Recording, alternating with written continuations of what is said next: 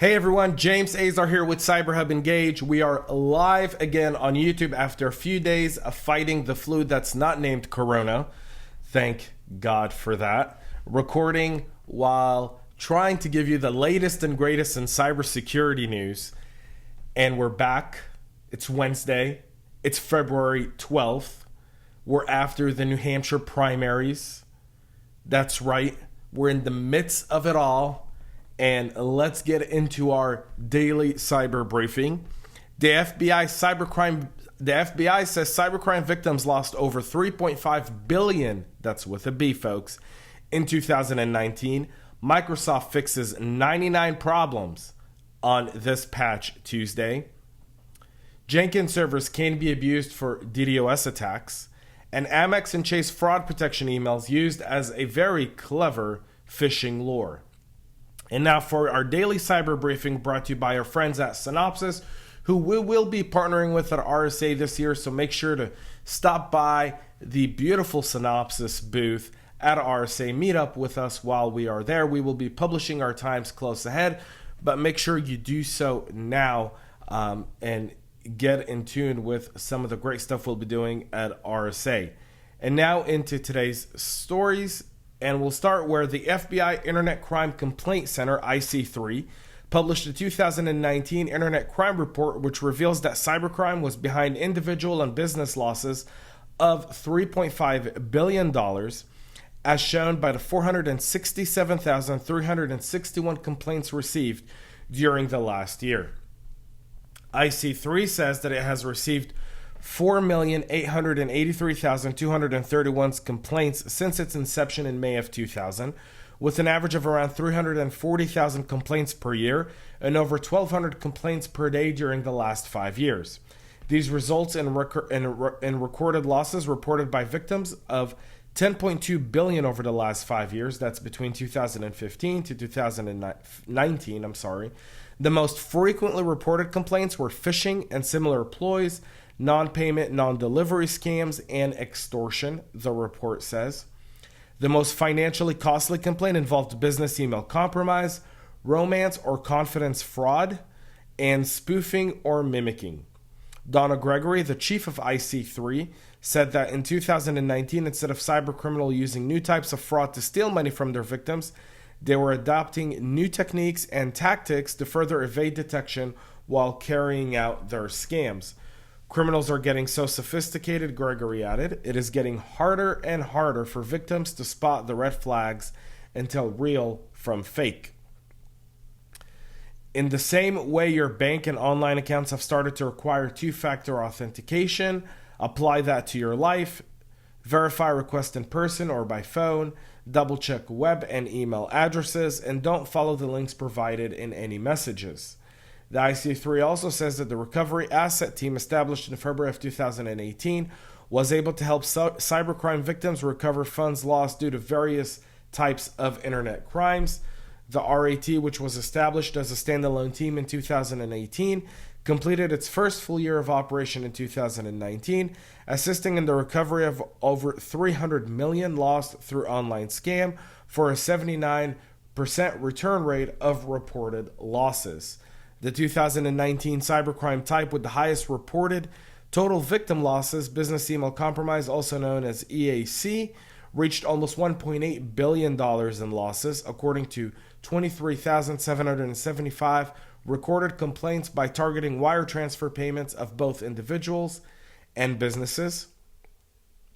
These scams typically involve a criminal spoofing or mimicking a legitimate email address. For example, an individual will receive a message that appears to be from an executive within their company or a business with which an individual has a relationship with. The email will request a payment, wire transfer, or a gift card purchase that seems legitimate and will actually funnel money directly to the criminals. During 2019, IC3 observed an increased number of diversions of payroll funds, BEC complaints where fraudsters send emails accompanying human resources or payroll department requesting direct deposit info updates while posing as an employee. If the request is made, the employee's paycheck will generate and be sent to a criminally controlled prepaid card account instead. Also, during 2019, the IC3 received 13,633 tech support fraud complaints from victims residing in 48 countries, with recorded losses amounting to over $54 million, representing a tremendous 40% increase when compared to 2018. According to IC3, the vast majority of victims that sent complaints reporting tech support frauds were over 60 years of age. In 2019, the IC3 also received 2,047 complaints related to ransomware incidents with an adjusted loss of over $8.9 million. Fact is that most people don't report ransomware, they just want to pay it and get rid of it. These numbers are extremely underrated, folks. Extremely underrated in the fact that I can tell you that I spoke with several police departments who investigate ACH fraud, who investigate BEC and EAC, and they didn't even know that IC3 even existed to report their losses. So these numbers are of people who actually know this. These numbers are far greater. Could be 5 to 10 times greater than what's being reported here. It's a serious problem. It's the single greatest transfer of wealth in human history, and we ought to start addressing it, speaking to people more about it, and really raising this awareness. And now to our next story, where Microsoft has fixed almost a century of CVEs this month, although experts should suggest the workload shouldn't be too hard on admins. The 99 vulnerabilities fixed this month feature 12 critical CVEs, including 1 zero-day and another 4 that have been publicly disclosed and so will need to be prioritized. The zero-day being exploited in the wild is CVE 2020-0674, a remote code execution flaw in the way the scripting engine handles objects in memory in Internet Explorer. By hosting a specially crafted website designed to exploit the bug, a hacker could gain the same rights as the current user. Other noteworthy critical bugs include the CVE 2020-0729, a remote code execution vulnerability in the way that Microsoft processes LNK files. Microsoft considers exploitation of the vulnerability unlikely. However, a similar vulnerability discovered last year, CVE 2019-1280, was being actively exploited by the Astroth Trojan as recently as September, this according to Recorded Future Senior Solution Architect Alan Liska. He also highlighted CVE 2020-0662, an RCE vulnerability that could allow any user with a domain account to execute arbitrary code on a victim's machines at elevated privileges using a specially crafted packet. It affects the now unsupported Windows 7 and Server 2008, as well as later versions. The normal updates still apply. OS browsers and Office will resolve most of your vulnerability. From the Microsoft side, SQL and Exchange admins do get a bit of extra work this month, as both of those products are included in the updates that were just released. Also noted is Adobe resolved 17 CVEs for Adobe Reader and Acrobat, including 12 critical ones and 1 critical CVE for Flash Player. So make sure you're also updating your Adobe systems today, folks. To our next story, where Jenkins, an open source server used to perform automated tasks, can be abused to launch distributed denial of service attacks. DDoS attacks are possible because of a vulnerability in the Jenkins codebase. The bug, tracked as CVE 2020-2100, has been fixed in Jenkins version 2.219, released last month. According to Jenkins Security Advisory, Jenkins installations support 2 network discovery protocols, namely an UDP multicast broadcast protocol and a second DNS multicast protocol. Both protocols are enabled by default. They are used so that Jenkins servers can detect each other and work in clusters. The UDP protocol is universally known for allowing attackers to amplify traffic part of a DDoS attack and then bounce it to the attacker's intended target. Last year, Adam Thorne from the University of Cambridge discovered that an attacker could do the same with the Jenkins UDP discovery protocol, active on UDP port 33848, and abuse it to amplify and bounce traffic part of a DDoS attack.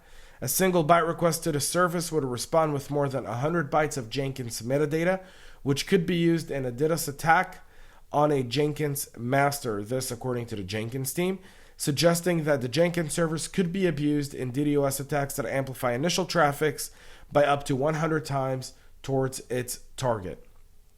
An application factor of 100 is considered above average towards being pretty dangerous.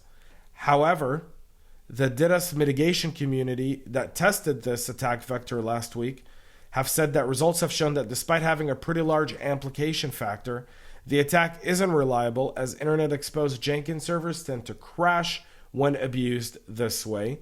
The bigger issue, though, is that the same bug has a secondary effect, namely that Jenkins servers can be tricked into sending continuous packets to each other, making Jenkins servers across the internet enter an infinite loop and eventually crash. Companies that have server exposed on the internet are advised to update to version 2.219 or at least block any inbound traffic to the 33848 port. And now to our final story, and a very clever one at that. A clever phishing campaign is underway that pretends to be a fraud protection emails from American Express and Chase that ask you to confirm if the listed credit card transactions are legitimate. If you have credit cards and commonly use them, you may have received emails in the past asking you to confirm if a particular credit card transaction is valid. These emails will display the name of the vendor, the date of the transaction, and the amount of the transaction. It then asks you to confirm if the attempted charge is legitimate or not. In a new phishing campaign discovered by the Malware Hunter team and shared online, scammers are sending fake Chase and Amex fraud protection emails asking if the charges from Best Buy, Top Up BV, and SQC Cash App are valid. As listed charges are fake, someone who received this email may assume that someone have stolen their card and clicks on the no button on the email to dispute the transaction. When doing so, the victim will be brought up to a fake Chase or Amex login site where they will be sent through a long and arduous verification process that has them enter their login and password, address, date of birth, social security number, bank card info, and even credit card information.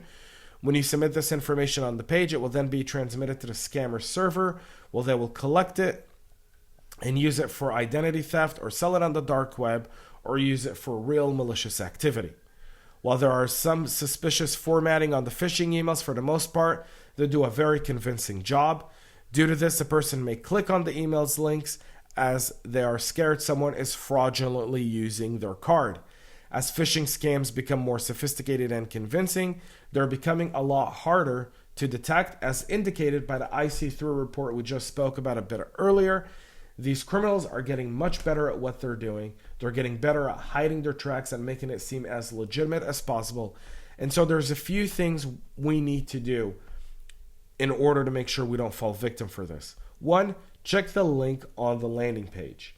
If it's a Chase or an Amex, it's going to be redirected. Number two, pick up the phone and call the number on the back of your card, not the number in the email. Chances are the number in the email could lead you to a fraudulent call center run by the scammers pretending to be your bank. So never trust a phone number that comes through email. Always call the number on the back of your credit card. And finally, if it seems like it's if it seems really legitimate, go to your branch and ask them about it. Yes, we're resorting to doing stuff the old-fashioned way, but these guys are getting really, really good at it. And they're even making it seem like it's native speakers that are writing these emails. They've got a good glimpse of it. They understand how this works. Chances are they've infiltrated email accounts that have received these authentic messages. They've copied these messages, and now they're sending it out to Amex and Chase database customers that they have on file through the dark web in order to make those people, those victims, re-victimized again in a new crime. So just pay attention to those three things. That's it for our daily cyber briefing today. Make sure you subscribe, you give us 5 stars, because that's the only way we are able to grow. We appreciate your support and understanding over the last few days as I have been sick and as I still try to regain my voice from the flu. I appreciate the support and the many messages I've received of get well soon. I hope to be back to my full self tomorrow. Until then, enjoy the rest of this day, this beautiful hump day. We're a few days away from Valentine's Day. For those cyber folks out there, Valentine's Day is really important to the women in your lives. Buy them flowers, chocolates, take them out to a nice dinner, and for Christ's sake, whatever you do, don't talk cybersecurity at Valentine's Day dinner. We'll give you some topics to talk about on Friday for Valentine's Day that should make for a very fun and interesting conversation with your loved ones. Until then, enjoy the rest of this week and stay cyber safe.